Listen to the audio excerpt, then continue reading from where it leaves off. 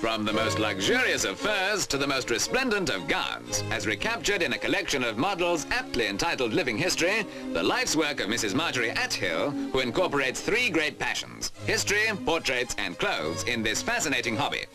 This model of Anne, Duchess of Bedford, who died in 1432, happens to be 16 inches high, but they're not generally made to scale, although her eye is assisted considerably, no doubt, by a knowledge of anatomy acquired from her late husband, a doctor.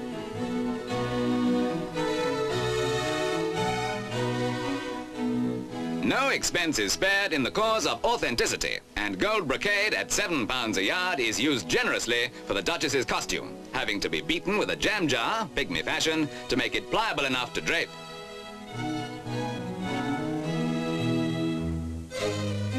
Generally, it takes a year to make one model and its costume, including several months spent on both historical and biographical research, finding the correct materials from the point of view of quality as well as color, and the sometimes laborious work of stitching thousands of tiny beads and ornaments.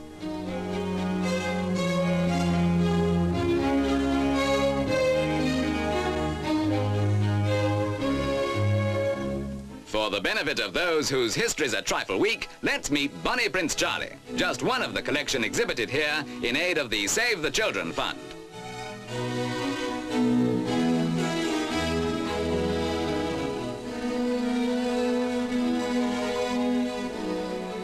In striking contrast is this old Victorian peddler woman with every tiny accessory made by hand.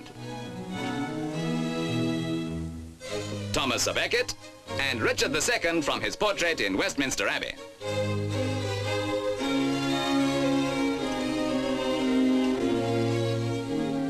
Two great queens of England, Elizabeth I in a fabulous dress with over 300 rosettes of pearls, rubies and sapphires, each having taken half an hour to make, and our present Queen Elizabeth, inspired by the painting in the Royal Academy.